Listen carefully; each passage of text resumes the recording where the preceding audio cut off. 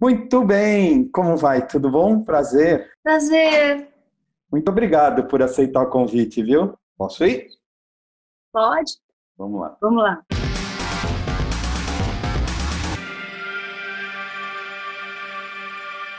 Além de ser uma atriz reconhecidamente talentosa, respeitada e requisitada, também é produtora, diretora e vem se destacando cada dia mais como cantora e compositora com a Caravana Tonteria. Para arrematar, ela é engajadíssima e usa toda essa capacidade de se comunicar em causas sociais, ambientais, políticas e culturais como ninguém. Bem-vinda ao Convida 19, Letícia Sabatella. Olá, bem-vindos também. Esse lugar onde a gente está se protegendo nesse momento. Proteger é a palavra de ordem nesse momento. Vamos começar. Para o jornal o Globo, em 2019, você se descreveu assim: sou muito inquieta. Eu tenho uma cara de que sou da paz, mas na verdade eu sou uma ansiedade, uma sede muito mais do que essa paz. Como tem sido administrar essa inquietude em pleno isolamento social? Na verdade, estou cheia de demandas, é um desequilíbrio instalado. Não é errado a gente olhar para isso dessa maneira, com essa consciência e saber lidar com ela.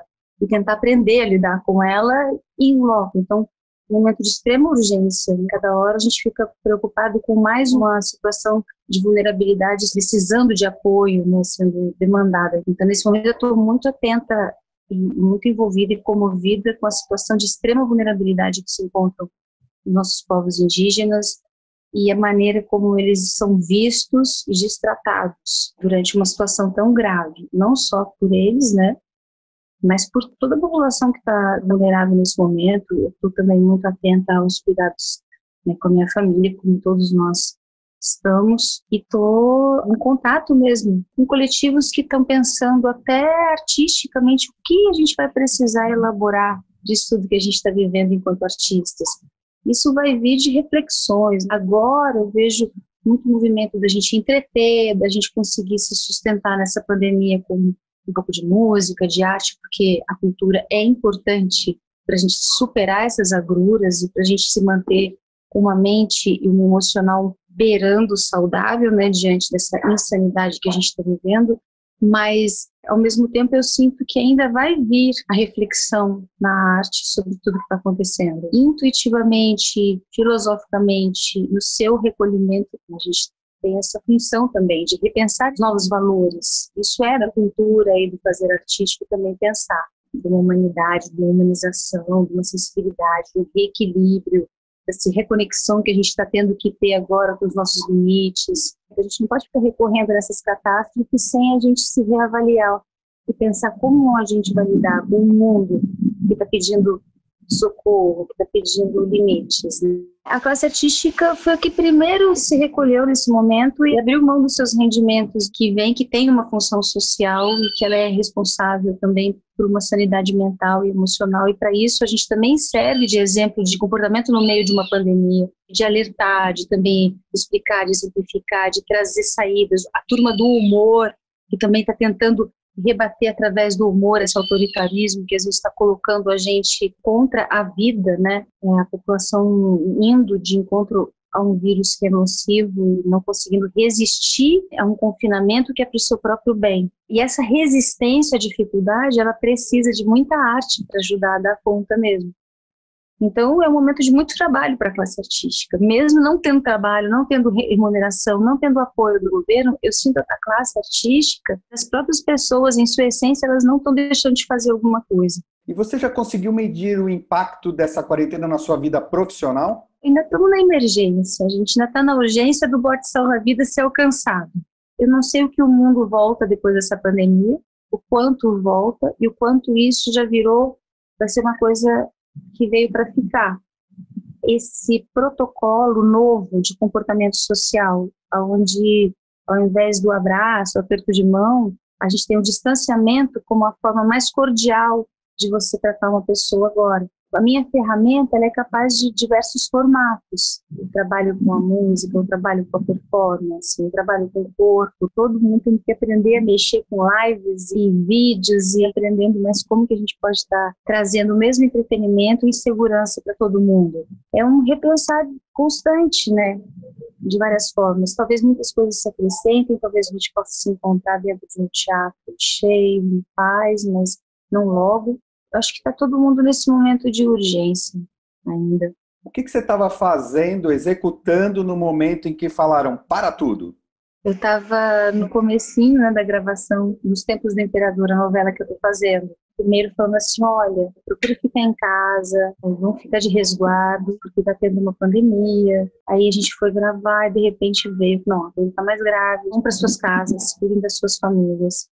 Ninguém foi dispensado, demitido, né, da minha empresa. Isso é uma gratidão profunda que eu tenho pela Rede Globo ter sido tão exemplar nesse momento, sabe? Eu carrego uma série de motivos para ter gratidão de uma empresa que com certeza me permitiu construir a minha carreira e me formar na atriz que eu sou hoje e ser conhecida de trabalhos com pessoas maravilhosas, diretores e processos que foram maravilhosos. Então veio tudo isso, puxa, que alívio ter isso, porque no mesmo momento que o Bolsonaro foi às ruas para fazer a primeira aparição dele, pegando nas mãos as pessoas, no primeiro final de semana que era pedido o confinamento, e ele já foi descredibilizando desde o começo, a Rede Globo parou todas as novelas, mudou toda a grade dela, reorganizou, fez reprises, colocou a equipe de jornalismo toda focada em informação, que as pessoas estavam perdidas, deu um norte, e eu vi que outros veículos de imprensa também acompanharam essa mesma atitude, e eu fico muito comovida, porque eu consegui colocar o meu pai dentro de casa graças à Rede Globo. Mesmo, porque ele também não estava acreditando, ele seria uma pessoa que estaria já contaminada se a Rede Globo não tivesse parado uma novela das 8, parado as novelas todas. Vamos falar um pouquinho de música agora. A referência inicial da música na sua vida, você já declarou em várias entrevistas, vem da sua mãe e da sua avó. Depois você fez canto lírico, teve banda, mas a atriz acabou ganhando espaço e, apesar de ter atuado em papéis que exploravam esse seu talento, você demorou para trazer para a linha de frente o lado cantora e compositora. Eu li num trecho de uma entrevista sua ao jornal mineiro O Tempo, você declarar: o atuar me ajuda muito no cantar. Hoje, nessa trajetória com a Caravana Tonteria, essa mistura atriz-musicista tem pesos e medidas iguais?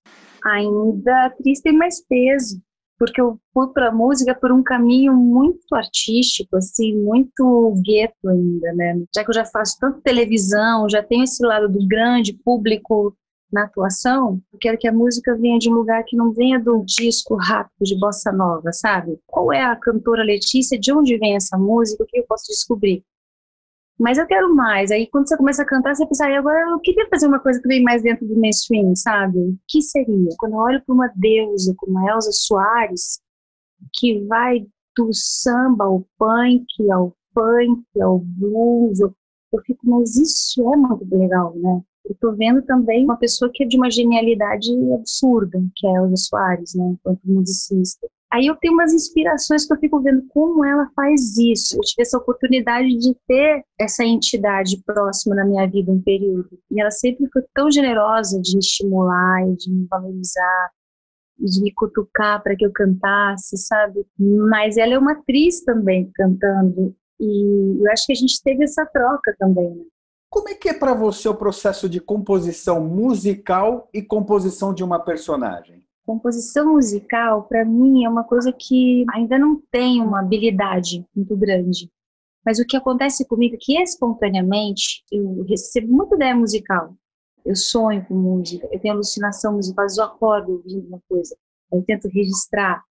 Aí, às vezes, eu não registro. Essa disciplina do músico eu ainda não adquiri totalmente, né? Aí, de vez em quando, eu tento juntar o que eu escrevi com o que eu compus. Eu não gosto muito de ir cantando uma letra e buscando uma música para ela, sabe? Eu gosto mais de deixar livre essa melodia que vem. E como eu não toco nenhum instrumento, eu tenho muita liberdade de criar isso, porque se eu estivesse tocando instrumento, eu não sou boa, hábil nisso, eu teria muito mais limitação para deixar vir essa inspiração. Eu me permito às vezes tem umas ideias musicais que eu não executaria. Por exemplo, a primeira música que eu compus, Voltando lá ao Canteria, eu tive que dar uma treinada, assim, sabe, criar musculatura, porque eu também estava ainda vindo de muita novela, onde o microfone é aqui e a minha voz, por um monte de motivos na minha vida, ela foi ficando muito guardadinha, introjetando demais esse poder, vergonha de usar essa timidez. O tratamento, a cura, foi eu aprender a cantar aquele tango. Então, a música, para mim, ela é uma medicina que me cura. Eu comecei com um problema de hipotireoidismo antes de voltar a recuperar a música. Eu não recomendo isso em casa, mas eu não tomei o remédio. E eu curei o hipotireoidismo usando uma coisa que estava guardada e represada e que eu não usava.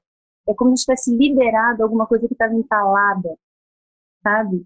É como se eu tivesse conseguido usar um poder que eu tinha que usar e eu não estava usando, então eu estava adoecendo. Eu acho que eu uso muito de música para compor a personagem. Primeiro porque aquilo já tem um ritmo, já tem uma musicalidade, né? O próprio texto. Tanto que, para mim, eu decoro o texto mesmo junto com um colega, porque a gente vai criando a música da cena juntos. Eu estudo o texto sozinha, eu compreendo o texto sozinha, mas a cena inteira eu só vou fechar ela decorada quando eu tiver do outro, sabe? Eu não decoro antes de ter o contato com o instrumento que vai chegar junto comigo, sabe?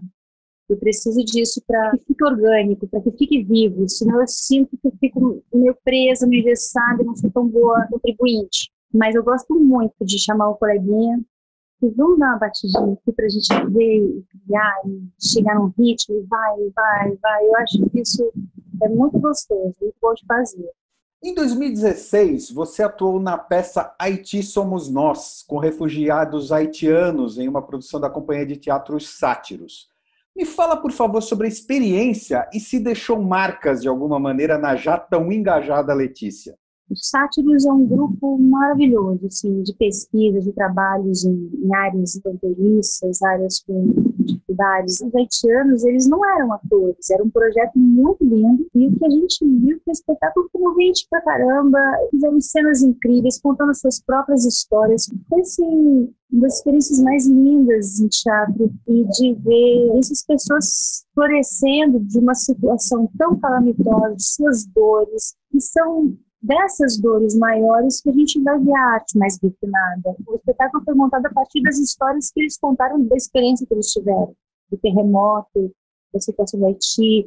A gente falou sobre o machismo, eles mesmos, os próprios homens, se reavaliaram no processo em relação às mulheres que estavam no grupo. Uma musicalidade haitiana que é belíssima. Essa arte pura, essa arte integra, essa arte faz as diferenças serem compreendidas. Muito linda a experiência. Você tem uma relação bem especial com o povo Craô, é batizada por eles e dirigiu em 2008, numa parceria com o Gringo Cardia, o documentário Rotuá, que é o palhaço sagrado responsável por manter a autoestima da tribo e ajudá-la a superar as dificuldades através do humor. Qual a profundidade que esse contato atingiu na sua reflexão sobre a vida e os valores humanos? E existe uma Letícia antes e depois dos Craô? Existe uma Letícia que nunca mais vai deixar de ser Craô depois que os conhecer. Existe essa Letícia que reencontrou algum lugar, que compreende a vida com mais paciência, com mais paz, porque eles são muito taoístas na filosofia de vida deles. Uma busca de equilíbrio constante, que é por eles viverem esse coletivo, por eles permitirem essa igualdade entre todos. Não tem alguém que é superior ao outro. Os mais velhos são mais respeitados, sim. Os mais sábios são os mais respeitados, sim. Todos têm o direito de falar numa assembleia. Do mais ignorante ao mais sábio, todos têm o direito de falar na hora de falar. Por fim e por último, o parecer final é dado pelo mais sábio. Eu passei por isso com eles numa discussão sobre o filme, quando eu fui lá, e de repente, vamos parar, porque algumas pessoas eram contra, porque tinha que pegar aquele dinheiro do filme e fazer a ponte que eles estavam precisando. E aí a gente teve que explicar o processo todo para quem não estava ciente. Isso começou quando a gente conheceu, a gente foi procurar, e aí ela buscou, fez todo um trabalho para conseguir o recurso do audiovisual, que é um recurso que é usado para fazer somente filmes, então não é um recurso que é para ponte. Aí você vai explicando aos pouquinhos, né? E aí abrir mão de qualquer rendimento, né? O que seria destinado ao meu pagamento de diretora, de produtora, de redatora, de tudo, né? Eu peguei e cedi um valor para a aldeia. Fora isso, tinha um valor dentro do projeto que era para a gente poder locar, né? Usar a aldeia para poder registrar. O filme é toda a renda revertida para a aldeia, o direito autoral. Então, eles são detentores. Eu trabalhava para eles como contrapartida social. E os próprios caciques que acompanharam a história, que foram os que assinaram os primeiros termos de adesão, né? Eles reiteraram, porque os mais velhos falaram, os mais sábios, então, tá tudo certo. Ela fala com o coração, vamos seguir o filme, e tudo se acalmou. Em seguida já estava o roadshow, depois da reunião já estávamos todos brincando. Em geral, os roadshows, eles são lideranças, tão importantes quanto o cacique. E eles realmente têm essa possibilidade da graça. E no outro dia de manhã, eles estavam ainda elaborando essa coisa de que não ia ter mais dinheiro agora, de imediato, né? E eu passei assim, então, bora gravar? Ah, não, a gente não vai gravar, a gente está cansado, porque, poxa, eu vim até aqui e não vão gravar, depois você... É brincadeira deles, já estavam tirando sarro de mim. Mas o que eu sinto é que eles têm ainda rituais, dinâmicas e a noção do sagrado que permite com que eles respeitem certos limites aos quais nós ultrapassamos, e por isso nós adoecemos tanto emocionalmente e mentalmente.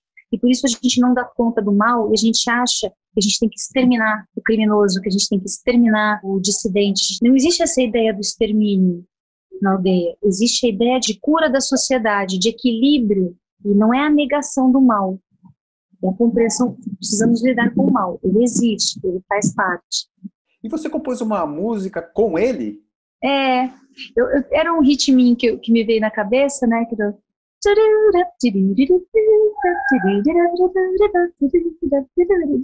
Aí eu ia cantando isso e depois eu pensei, agora tem que entrar uma coisa que seja onomatopaica, que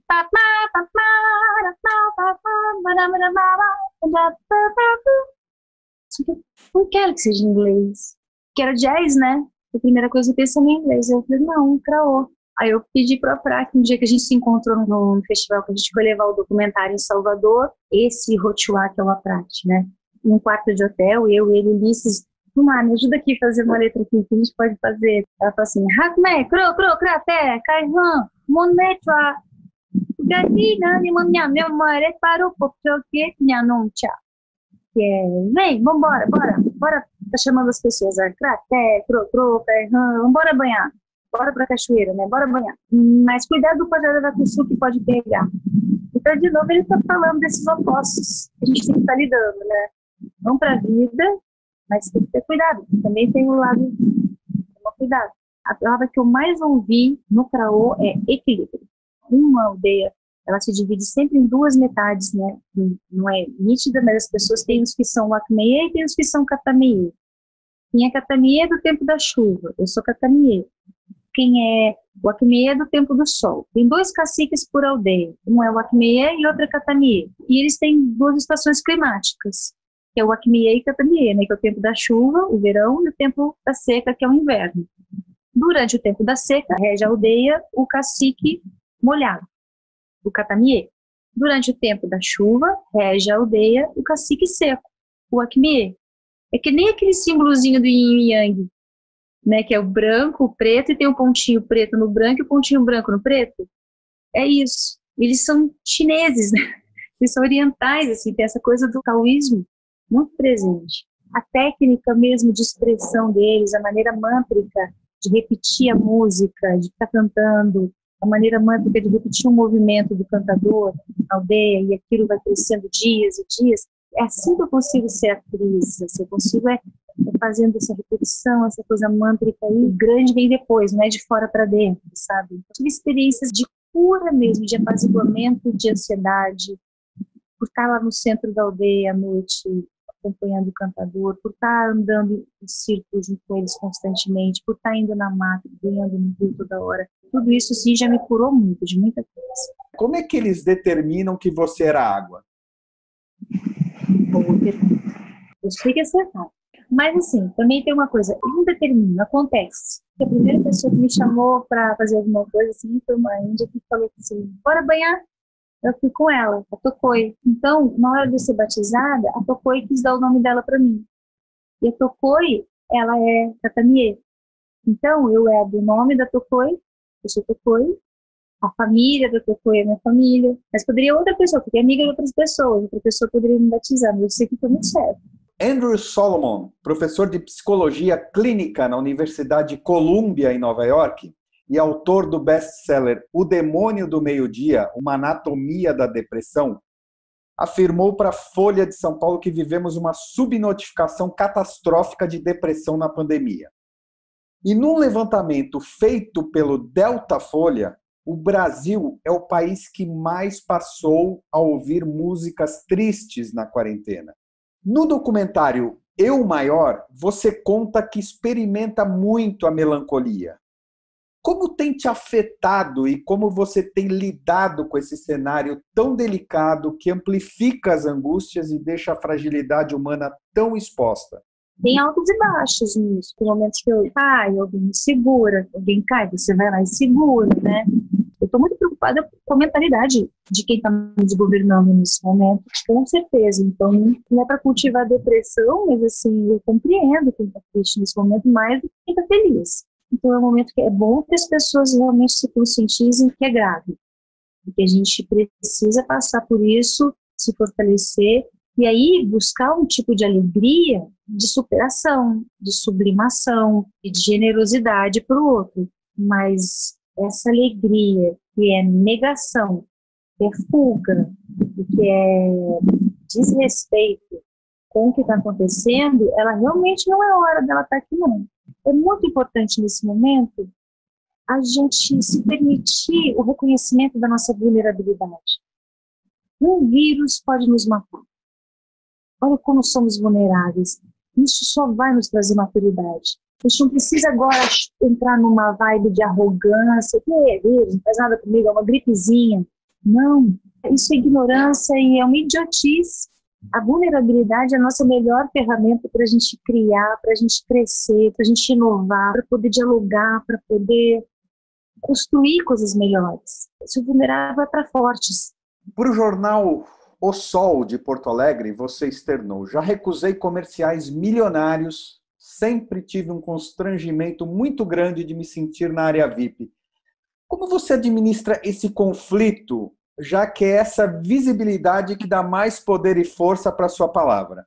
Eu nunca gostei de me sentir, desde criança, que eu tinha mais, que alguém era desconfortável.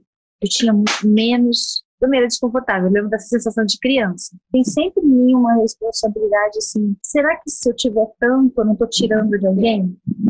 E isso é real, porque a economia ela é uma coisa que circula, né? Ela não tem para todo mundo se não tiver muito, né? Você tem que equilibrar, de novo a palavra do equilíbrio. Então, por isso que esse encontro com os Kraú é tão casado, porque eu também acho que tem que haver equilíbrio. Eu acho que todo mundo tem espaço para poder brilhar, não existem estrelas absolutas. Sobre o caso de censura na TV Brasil, onde substituíram uma homenagem anunciada a você no programa Recordar é TV, supostamente por seu posicionamento político, um mês depois acabaram exibindo a reprise de sua entrevista ao José Maurício Maclini em 2002. Não sei se por causa dos inúmeros protestos de muitos colegas de profissão, mas na época você declarou: a vida de artistas e ativistas tem se tornado cada dia mais difícil e exigido bastante resistência de nossa parte. Mais ou menos na mesma época, na pré-estreia de Legalidade, de Zeca Brito e Léo Garcia, onde você interpreta a jornalista Blanca, no longa que aborda o golpe militar, Brito reforçou: precisamos ser vigilantes da nossa democracia sempre, ela é muito frágil. Onde você busca energia e equilíbrio para manter a sanidade e continuar a acreditar que podemos e vamos reverter essa era de sombras? Na terapia, no amor, no afeto, no trabalho, na crença, na fé, na utopia, na luta. Desde criança a gente está tendo que lidar com tantas adaptações. A criança tem todas as doenças para crescer. E isso vai fortalecendo, isso vai vacinando, isso vai criando calo. Então, para mim, tudo isso vamos ficar mais forte. Tem que criar mais força, né? Tem que criar caminhos. E graças a Deus eu tive muito apoio, muito afeto de muitas pessoas nesse episódio. eu tenho muita gratidão, sabe, de amigas, de colegas, de pessoas que me escreveram, que me ligaram, que me apoio. E eu já estava angustiada, você traz super melancolia, antes de saber disso. Eu comecei a sentir uma tristeza e um dia eu comecei a chorar. E aí o Daniel perguntava para mim, por que você está chorando? Fala para mim. Aí eu queria falar, só que não tinha, eu não conseguia ter um motivo, eu comecei a ficar ansiosa. Eu tive uma crise de ansiedade, eu acho, né? Eu comecei a passar tanta coisa na minha cabeça, eu não conseguia encontrar uma coisa que fosse pronta por causa disso. Outras coisas, elas só estão ali. Aí eu fiz esse desabafo para explicar no meu Instagram, mas, sinceramente, há uns meses atrás, eu tenho sofrido uma série de boicotes também. Mas boicote sempre foi normal na vida de todo mundo, né? Sempre portas se fecham, a janela se abre. E a gente está sempre lidando com isso.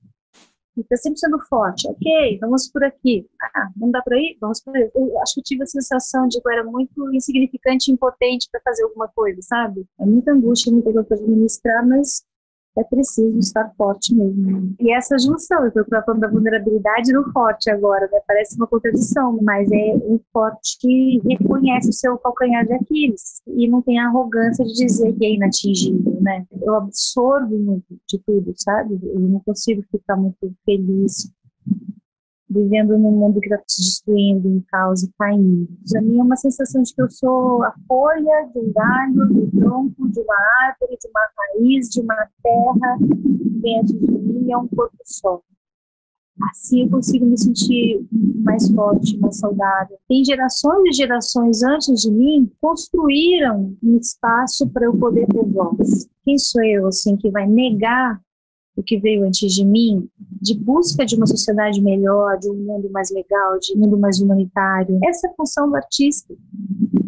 Muitas vezes repensar e trazer valores renovados para a sociedade, reiterar valores essenciais que não podem ser perdidos. A sensação de que eu estou lutando dentro disso, ao lado de pessoas que também estão responsáveis junto comigo com isso, me dá paz. Ao falar da peça A Vida em Vermelho, Brecht e Piaf, para o site musical.rio, o diretor Bruno Perillo disse: o conflito de ideias entre Piaf e Brecht simboliza a intolerância e dificuldade de aceitação de ideias diferentes, não só no Brasil, mas no mundo. A dificuldade de aceitar qualquer pensamento que seja diferente, como construir um coletivo de pessoas e ideias que possam habitar uma cidade, um país, com diferenças, mas num ambiente harmônico da melhor forma. As redes sociais proliferam há bastante tempo sem parar, mensagens de ódio, preconceito e polarização.